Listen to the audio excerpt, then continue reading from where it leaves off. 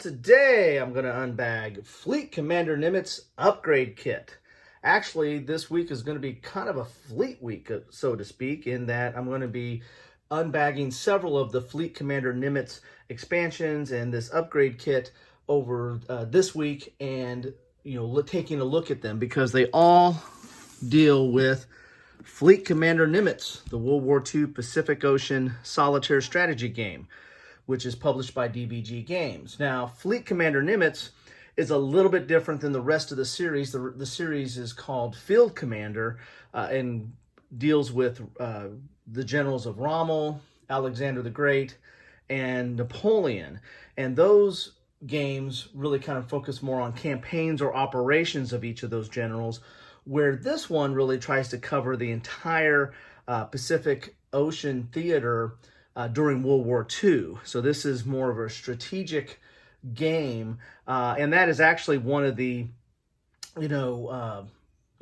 kind of cons of the game, I should say, in that, in playing it, but others have found this as well, that the other ones work very well covering campaigns and covering operational level type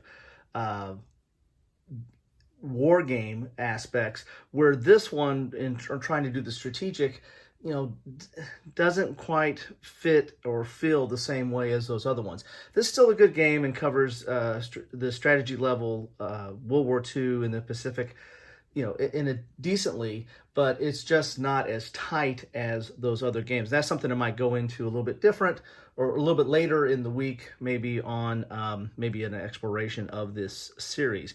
But enough of that. Let's look into the upgrade kit. Now, the upgrade kit is just that. It's upgrading this basically to the second edition. A second edition of Fleet Commander Nimitz came out. And so if you already owned it, which I did, then you get the upgrade kit to see what you get inside to bring it up to the next level. And what you get inside here is you get a rule book, which is the second edition rule book, as you can see right here. And this is typical DVG rule books. They basically, they're dual column, they're color, they're not densely packed. I find them to be okay. They're not necessarily the best at being, clear and getting you right into the gameplay. To me, I always find there's a lot of hunting and trying to find what you need and trying to understand stuff.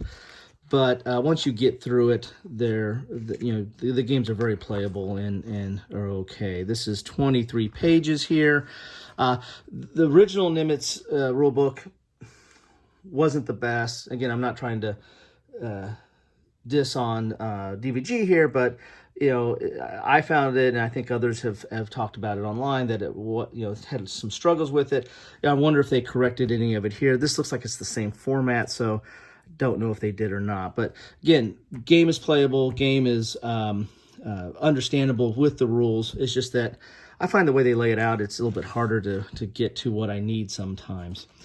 You get a setup sheet for 45, 44, 43, 42. So you have these new setup sheets. Now, thing here that's a little bit different, I believe the setup sheets in the original game here were actually a little bit thicker paper. This is just thin paper, glossy paper. But that's okay. But would expect a little bit thicker paper there.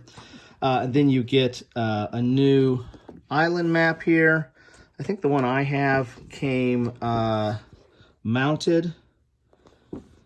This one is thicker cardboard. I think this is the kind of paper that these setup sheets were on in the past.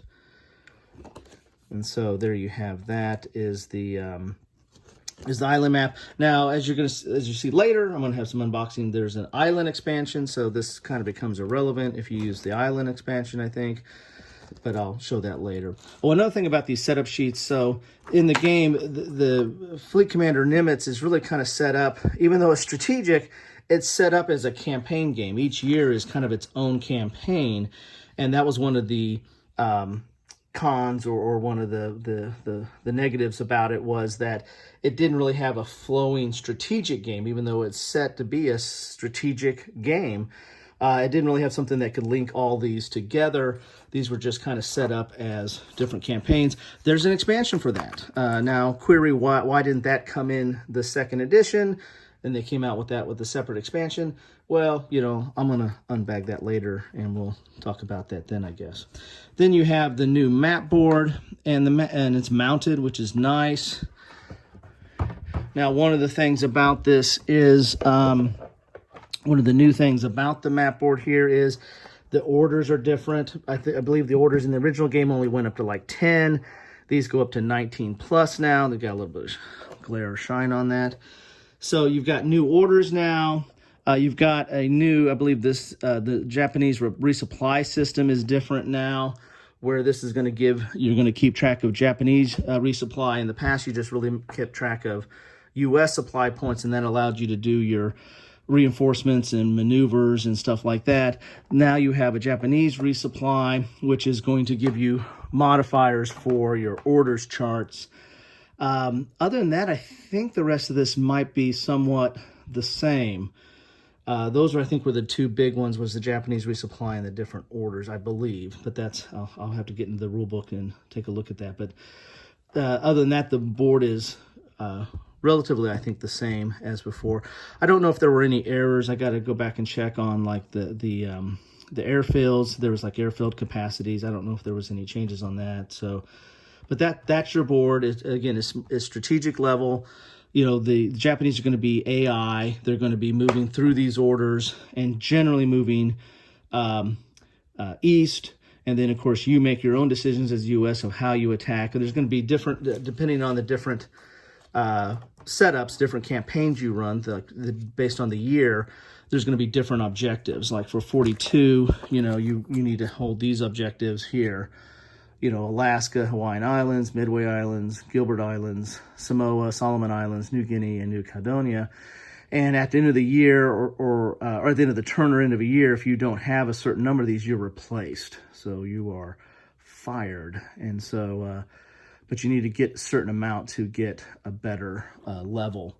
So you're going for those objectives. And then, of course, the Japanese AI is generally moving east and, you know, may or may not be contesting you at those objectives or not, and that is the game. And I think that is one of the differences between that and the Field Commander series, which is, I think it handles AI a little bit different because it's more of operational. This is doing a whole, you know, kind of strategic level.